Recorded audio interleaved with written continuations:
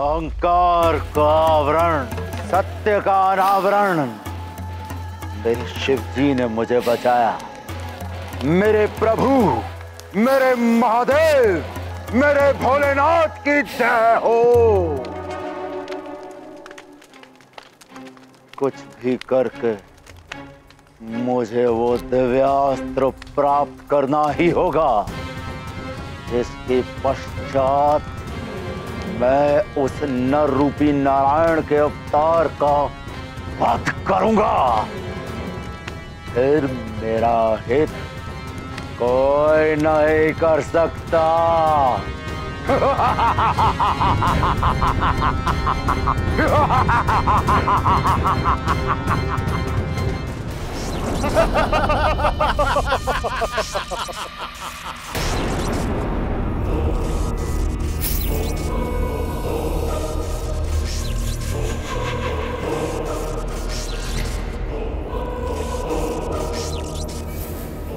समय व्यतीत होता जा रहा है और यक्षराज मुझे अपनी क्रीड़ा में उलझा रहे हैं। मुझे शीघ्र अतिशीघ्र इस व्यू से निकलना होगा। 4 मार्ग तो दिखाई दे रहे हैं निकलने के लिए और ये कह रहे हैं कि एक ही मार्ग है। प्रभु, यक्षराज ने तो यक्ष व्यू की नहीं, मृत्यु व्यू की रचना कर दी है। और हनुमान के पास तो दिव्य वरदानों की शक्ति भी नहीं है। अब क्या होगा प्रभु? देवी देवताओं के वरदान अब भले ही हनुमान के पास नहीं है, किंतु उसकी मूल शक्तियां तो उसके पास हैं।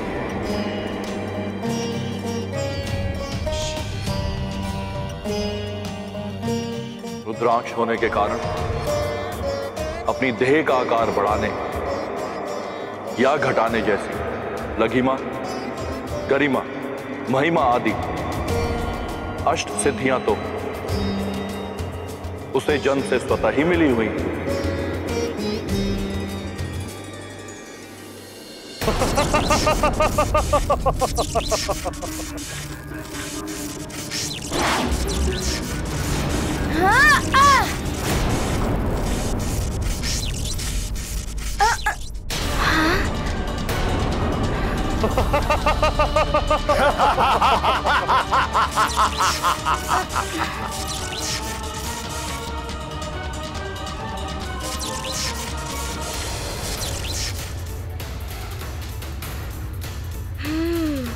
तो ये बात है, ये उचित मार्ग नहीं है। मुझे शीघ्र ही उचित मार्ग ढूंढना होगा।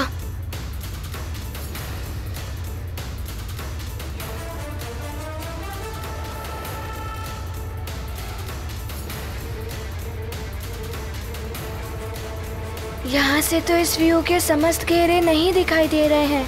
पुनः प्रयास करता हूँ।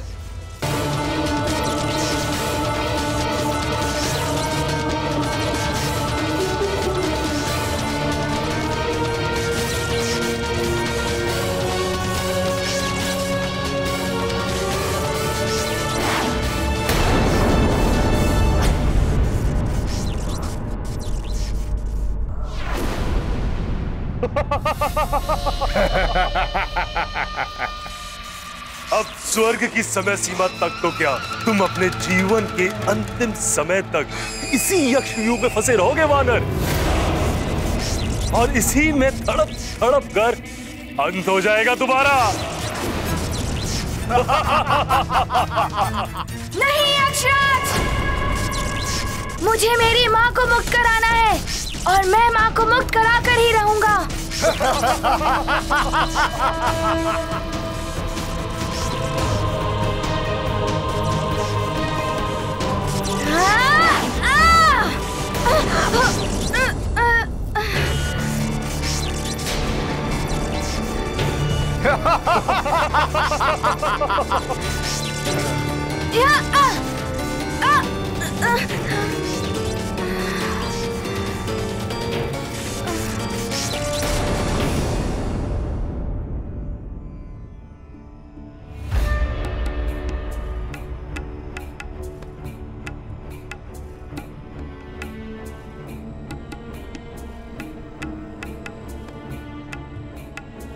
महारानी जी और उनकी माताजी बालकों के साथ झील की ओर क्यों जा रही हैं?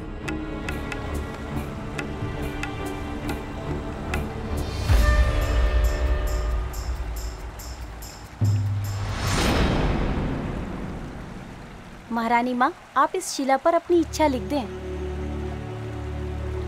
लिखकर इस झील को प्रणाम करके आप इस जल में प्रवाहित कर दें। फिर देखिएगा ईश्वर कितनी शीघ्रता से आपकी मनोकामना पूर्ण करते हैं। आपको भी ऐसा ही करना है नानी माँ। हमने जब भी कोई इच्छा लिखकर जल देवता को अर्पित की है वो अवश्य पूर्ण हुई है।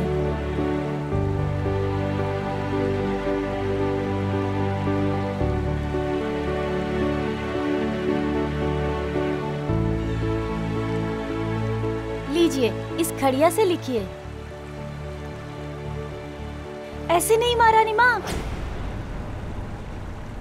छुपा कर लिखिए। अपनी इच्छा सबको दिखाकर नहीं लिखते।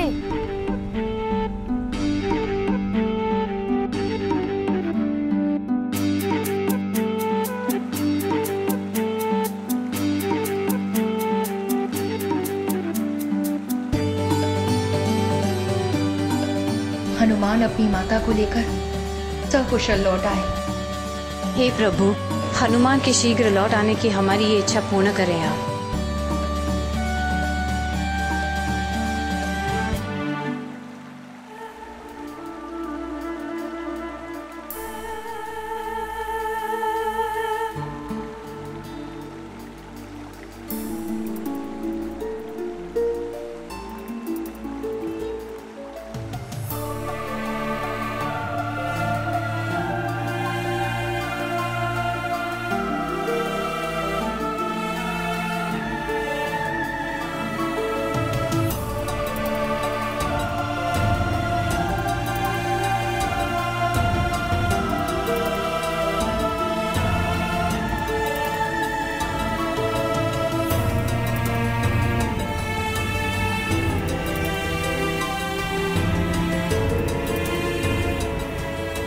महारानी माँ और नानी माँ की इच्छा पूर्ण हो प्रभु।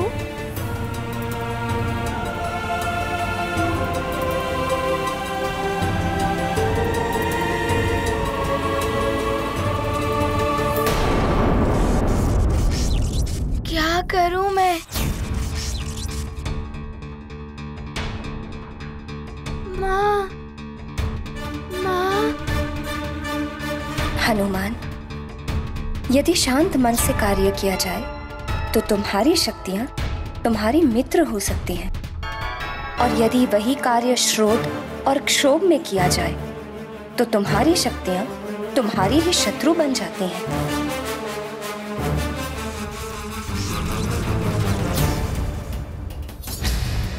माँ ने जो सीख दी थी उसका पालन करना होगा। क्रोध और अनर्थक शीघ्रता में आगे बढ़ने से तो घायल ही हुआ मैं। इस प्रकार कैसे मैं उर्वशी मौसी और ऋषिवर जी को यहाँ से ले जा पाऊंगा और कैसे अपनी माँ को मुक्त करा पाऊंगा? मुझे शांत मन से इस व्यू से निकलने का उपाय सोचना होगा।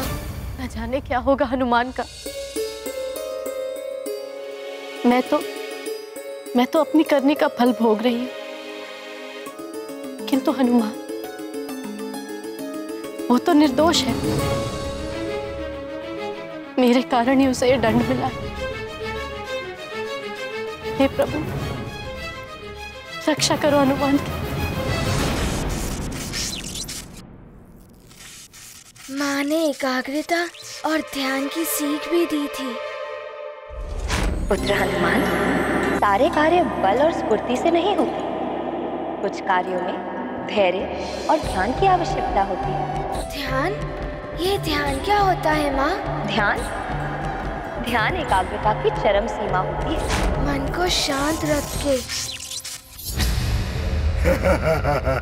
एकाग्रता और ध्यान से कार्य करना होगा, तभी इस उलझन से निकलने का उपाय मिल सकता है। क्या हुआ महाबली? कहाँ गया तुम्हारा बल? इतने में ही शिथिल पड़ गई तुम्हारी देह। व्यू की रचना को जाने बिना आगे नहीं बढ़ा जा सकता, किंतु यहाँ से तो पूर्ण यक्ष व्यू को देख ही नहीं पा रहा हूँ। अपना आकार घटाकर इस व्यू की रचना को देखा और समझा तो जा सकता है।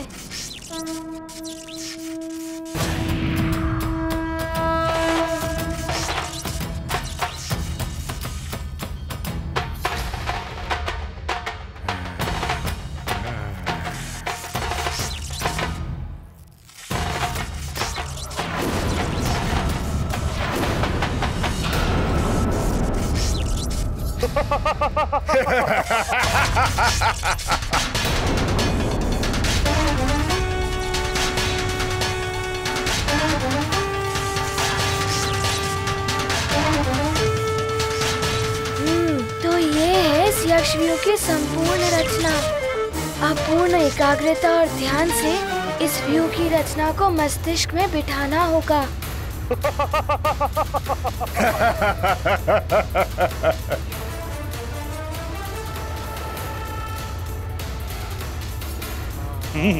तो बानर चतुराई करने का प्रयास कर रहा है।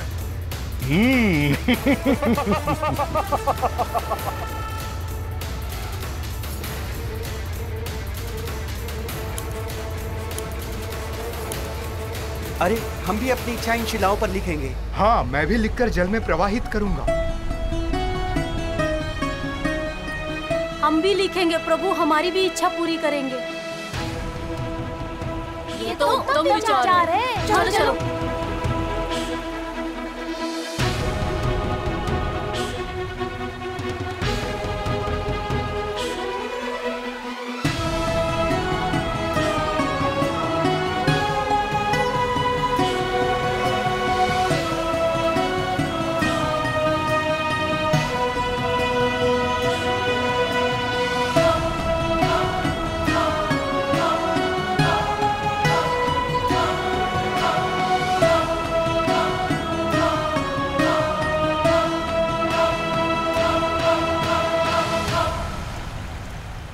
जिसके साथ पूरी प्रजा की श्रद्धा और प्रेम हो, बड़ों का आशीर्वाद है, ऐसे हितैषी मित्र हैं, उस हनुमान का कोई क्या अहित कर सकता है।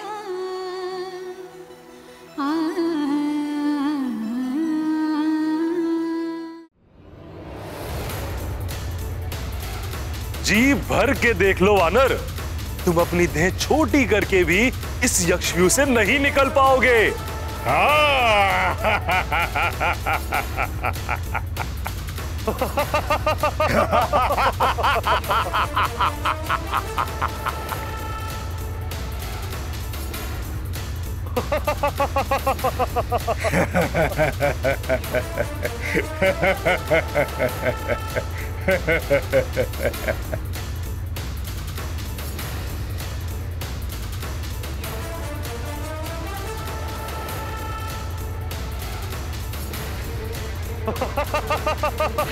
अब मस्तिष्क में सारी व्यू रचना उतर आई है। अब ये व्यू नहीं रोक पाएगा मुझे।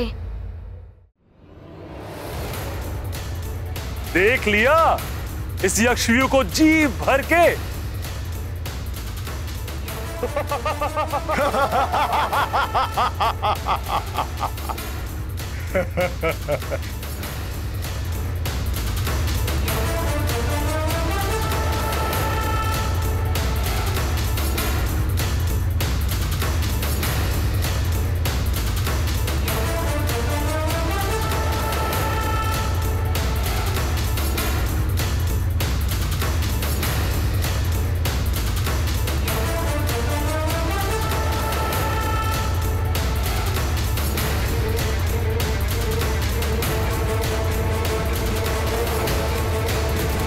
मैं दैत्य गुरु हूं, तुम्हारा सेवक नहीं कि जब चाहो तुम मुझे बुला लो।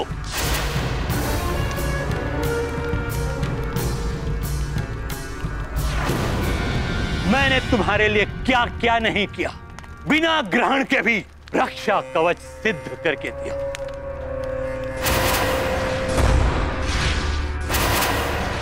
तुम्हारे कहने पर अपने कर्तव्यों के विरुद्ध जाकर अपने ग्रह दशा परिवर्तित की, और तुम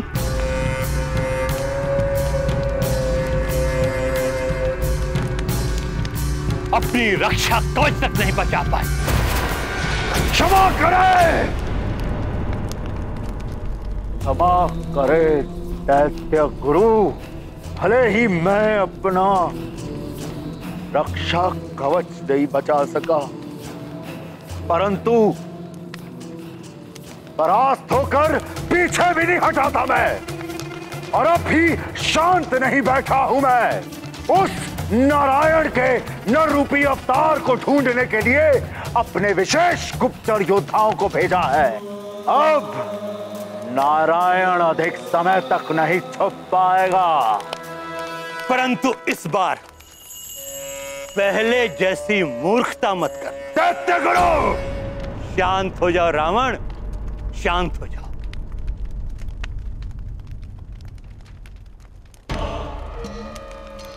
नारायण के उस नर अवतार पर आक्रमण करने से पूर्व स्वयं को पूर्णतः अस्त्र शस्त्रों से सुसज्जित कर लेना। दानव शिल्पी मैं की सहायता से कालांतक और एकाग्नि जैसे दिव्यास्त्रों को अवश्य सिद्ध कर लेना।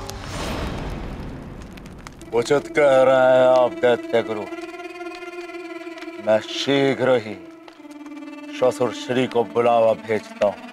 एक बात और स्मरण रहे,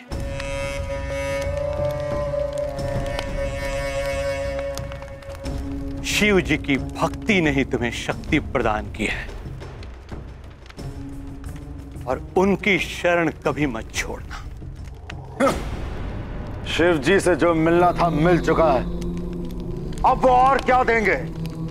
उस दिन भी वो उस वानर और मेरे बीच यदि नहीं आते तो वानर मेरे हाथों मारा जाता। वो नहीं मारा जाता, तुम मारे जाते हनुमान के हाथों। उन्होंने तुम्हारे प्राण बचाए हैं रावण। रावण, इस अहंकार के आवरण को हटाओ अपने नेत्रों से और सत्य को देखना आरंभ करो। हरा कल्याण।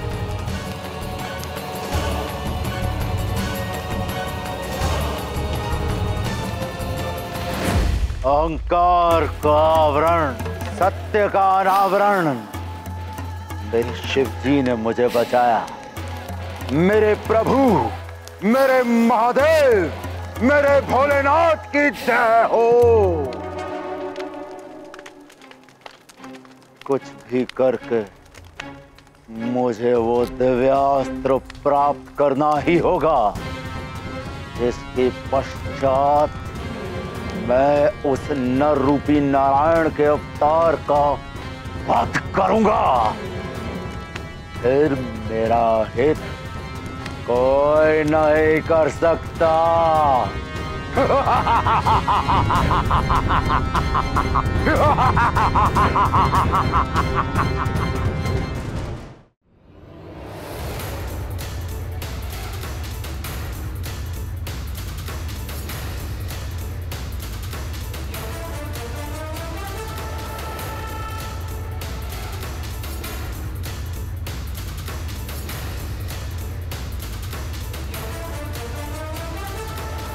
ये क्या? ये तो नेत्र बंद किए हुए आगे बढ़ रहा है। बढ़ने दो, मृत्यु की तरफ उठ रहे हैं इसके पांव। एक सूक्ष्म त्रुटि और इसका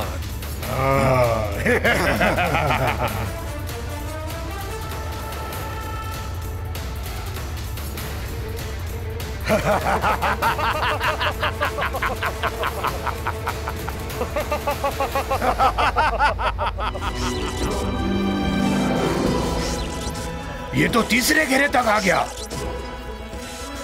इसने यक्षव्यूह की रचना को समझ लिया। मैं इस यक्षव्यूह की रचना को ही परिवर्तित कर दूंगा। फिर नहीं निकल पाएगा ये इस घेरे से।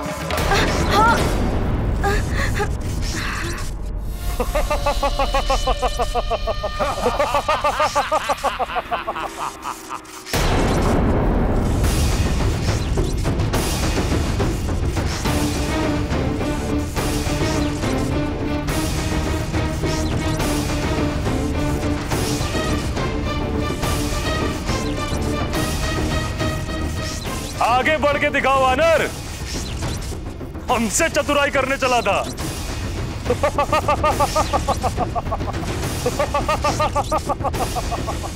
इस समय मेरे पास भले ही वरदानी शक्तियाँ नहीं, किंतु माँ का आशीर्वाद अवश्य है। मैं युद्ध करूँगा।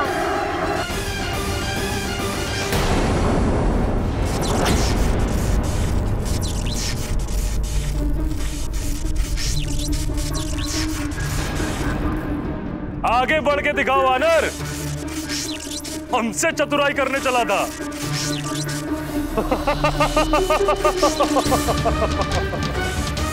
मैं पुनः व्यूह रचना देखने का प्रयास करूंगा तो ये पुनः उसे परिवर्तित कर देंगे। इस प्रकार तो मैं कभी बाहर निकल ही नहीं पाऊंगा।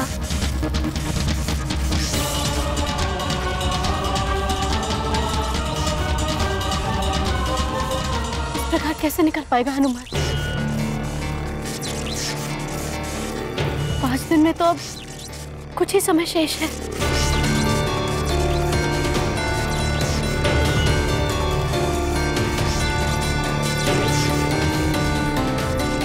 बहुत कम समय शेष है।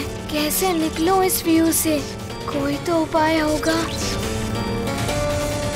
माँ, पिताश्री, पिताश्री, यदि किसी युद्ध में मेरे हाथ से शस्त्र छूट जाए, मैं निहत्था हो जाऊं और मेरे बचाव के लिए मुझे कोई मार्ग न सूझे, तो मुझे इस स्थिति में क्या करना चाहिए? ऐसे में पुत्र, एकमात्र यही उपाय रह जाता है जिससे तुम अपनी रक्षा कर सकते हो। ऐसे में शत्रु को ही अपनी ढाल बना लो। ऐसे ही रुके रहो हनुमान, इसी में तुम्हारी भलाई है।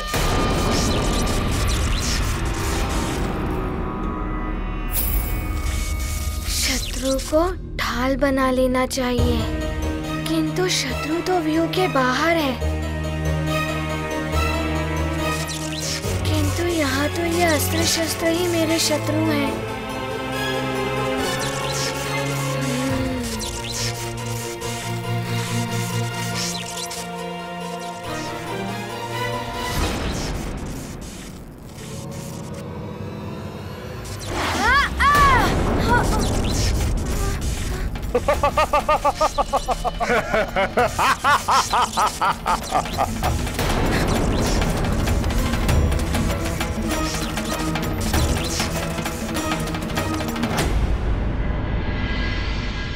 न जाने हनुमान कब आएगा।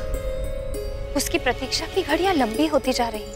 धीरज धरो पुत्री, हम तुम ही नहीं, उसके मित्र, सुमेरु की सारी प्रजा सब व्याकुलता से उसकी प्रतीक्षा कर रहे हैं। वो आएगा, शीघ्र आएगा। अंजना! अंजना! बहुत ही उद्विग्न दिखाई दे रहे हैं केसरी जी। अवश्य ही कोई गंभीर बात है। ये क्या है अंजना?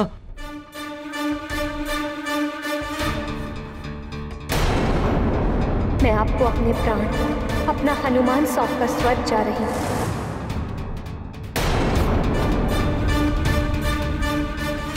आज सच में कुछ अपरिचित सी, कुछ अलग सी क्यों लग रही है अंजना? हुआ क्या केसरी जी? ऐसा क्या है इसमें जो आप इतनी गंभीरता से अंजना को दिखा रहे हैं? इसके व्यवहार से प्रतीत हो रहा है जैसे ही इस पत्र को पहचानती ही नहीं। अंजना, तुम इस पत्र को पहचानती हो या नहीं?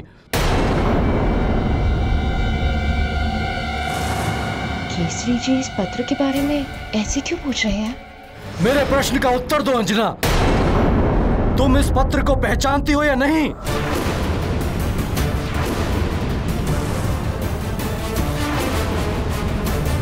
मैं कुछ पूछ रहा हूं अंजना।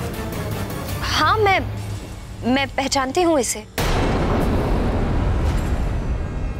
इसे मैंने मंदिर के ग्रंथ में रखा हुआ देखा था।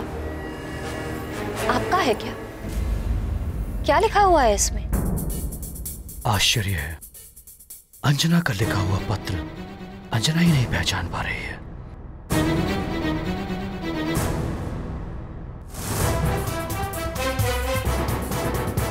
या तो इसे स्मरण नहीं, या ये मेरी अंजना नहीं, कुछ तो रहस्य है।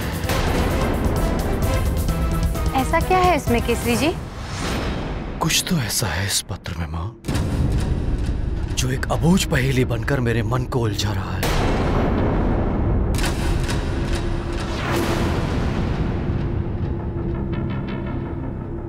इस पत्र का आशय क्या है, उसका उत्तर चाहिए मुझे।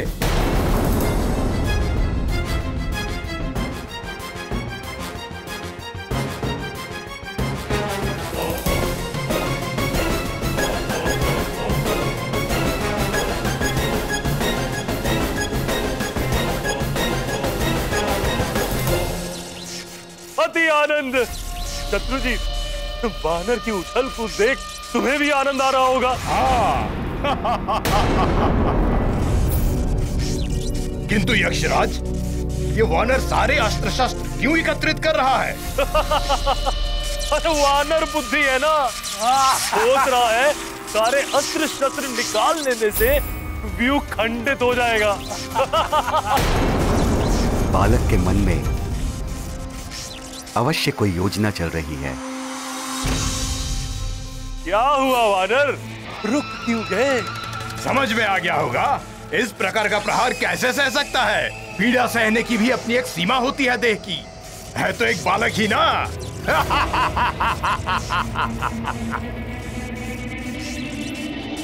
ये कर क्या रहा है?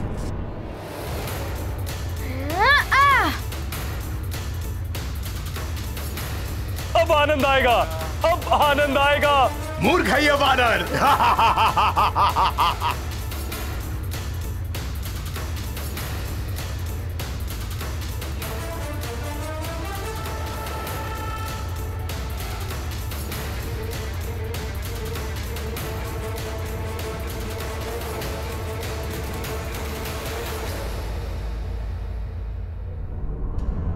हो सकता है अंजना ने ये पत्र लिखकर मंदिर में रखा हो।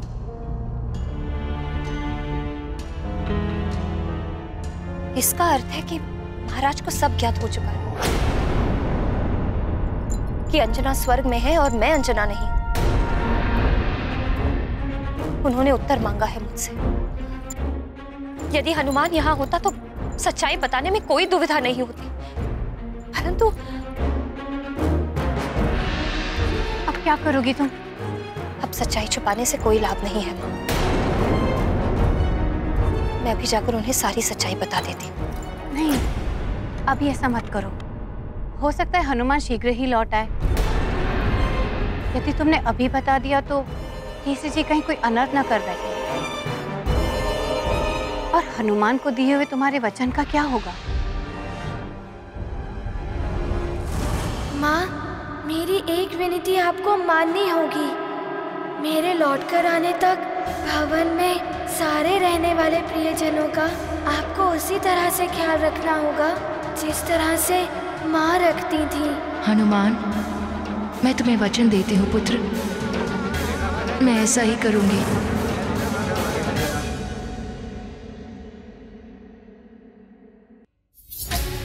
हे प्रभु, अब तुम ही सबकी रक्षा करो, कोई अनर्थ ना हो पाए। हनुमान! नहीं हनुमान, यदि तुम्हें कुछ हो गया तो मैं अपने आप को क्षमा नहीं कर पाऊंगी। हनुमान, हनुमान!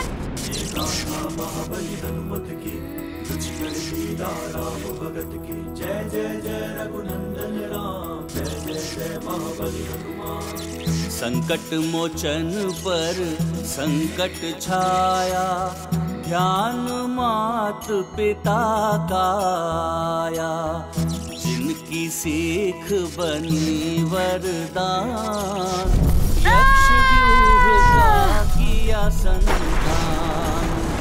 अस्त्र का लौटाया वार, किया हनुमत ने प्रबल प्रहार। ध्वस्त हुआ व्यूह, टूटे बंधन, विजय पथ पर केसरी नंदन।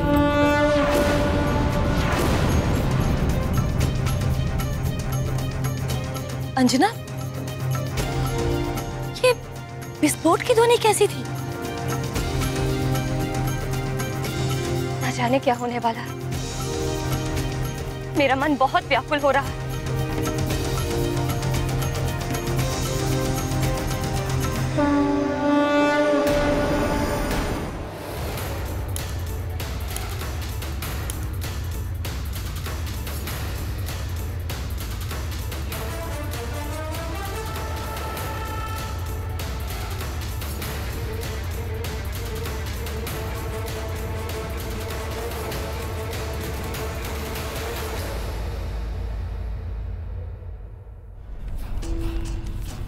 श्वासुर श्री, देवताओं के शिल्पी विश्वकर्मा ने तो अनेक दिव्यास्त्र बनाए हैं देवताओं के लिए। आप हम दानवों के शिल्पी हैं। आपने ऐसा कौन सा महाविध्वंसक अस्त्र या शस्त्र बनाया है हम असुरों के लिए? शीघ्र दिखाइए मुझे। अवश्य लंकेश, मेरे बनाए हुए अस्त्र भी महाविनाशक हैं। दिखाता हूं।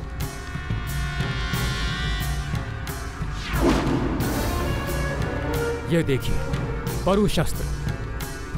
इसकी तीव्र धार प्रस्तर से लेकर के लौह तक एक ही वार में काट सकती है। इसके पीछे जो नोक है, ये बाण की भांति किसी भी वस्तु को भेद सकती है।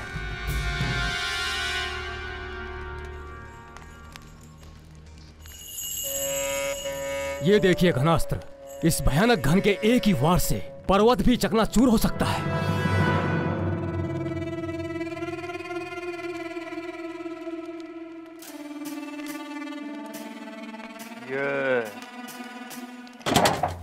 तुच्छ शस्त्र मुझे मत दिखाइए श्वासुर श्री। कदाचित ये सब असुर सैनिकों के हाथों में शोभा दे सकते हैं, परंतु लंकेश दशानन के हाथों को छूने के भी योग्य नहीं है। यदि आपने कोई दिव्यास्त्र बनाया है तो वो दिखाइए। दिखाता हूं।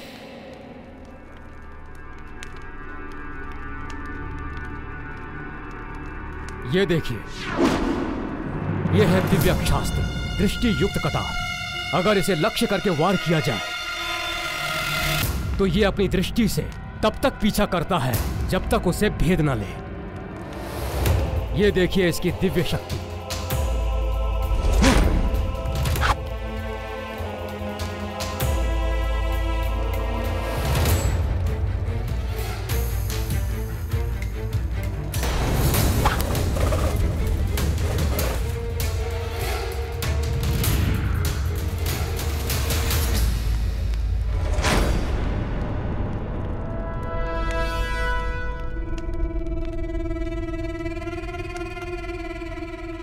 अच्छी कटार है, परंतु मुझे इससे भी अधिक विनाश करने वाला दिव्यास्त्र चाहिए। असंभव है ये नहीं हो सकता। इतने भयंकर प्रहार से ये बच नहीं सकता। हनुमान!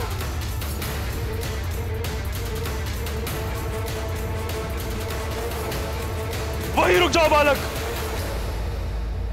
एक व्यू तोड़ के ये मत समझना कि तुम योद्धा हो।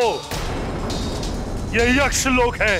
तुम यक्ष लोक से कभी नहीं निकल पाओगे और ना ही तुम्हें कभी तुम्हारी मां मिलेगी। वो रह जाएंगी स्वर्ग में और तुम यही यक्ष लोक में।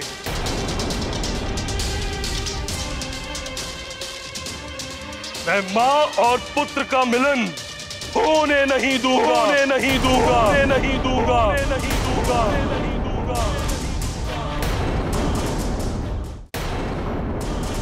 इसे तो मैं देखता हूं यक्षराज।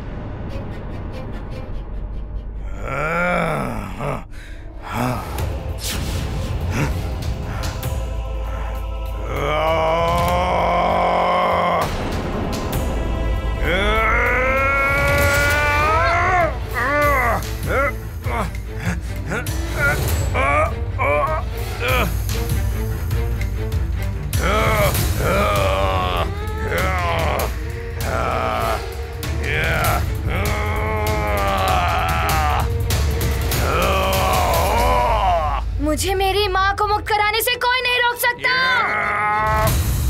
मैं रोकूंगा तुम्हें।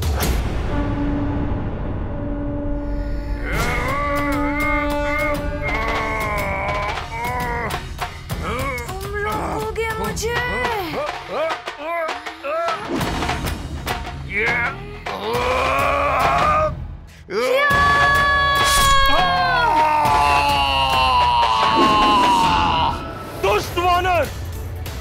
तूने लंकेश्वर के प्रधान सेनापति शत्रुजीत का वध कर दिया।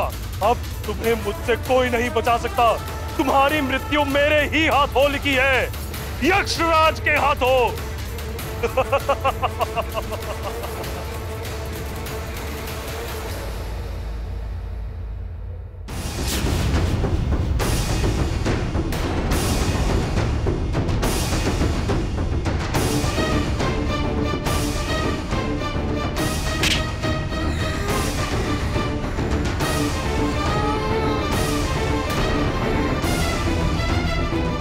मुझे मेरी माँ से मिलने से कोई नहीं रोक सकता। मुझे शीघ्र ही ऋषिवर जी को लेकर स्वर्ग पहुँचना होगा। मुझे मेरी माँ को मुक्त कराना है।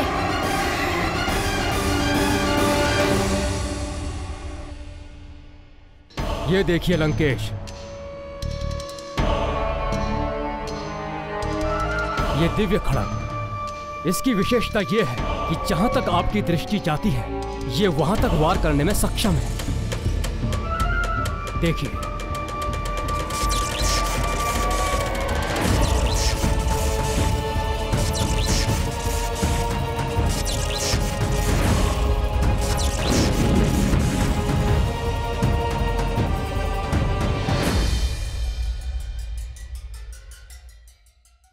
आपके इन दिव्यास्त्रों में ऐसा कौन सा दिव्यास्त्र है जो नारायण के नर अवतार का अंत कर सके?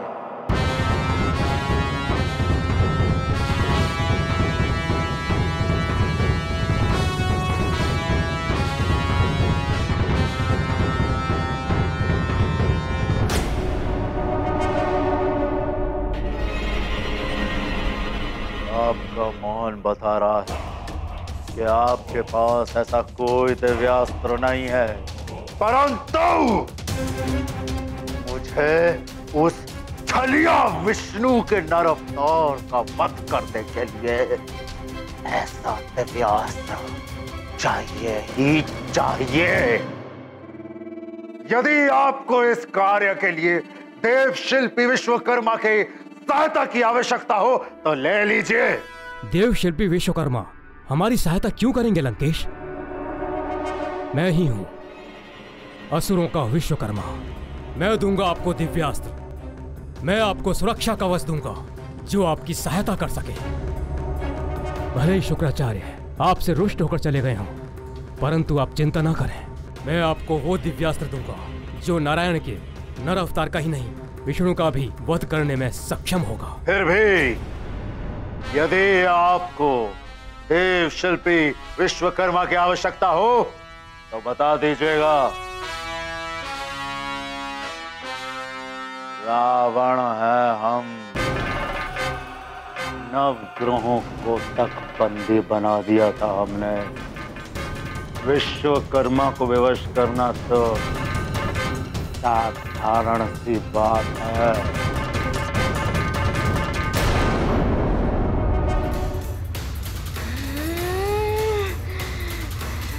वरदानी शक्तियों के बिना भी मैं तुम्हें परास्त करूंगा यक्षराज।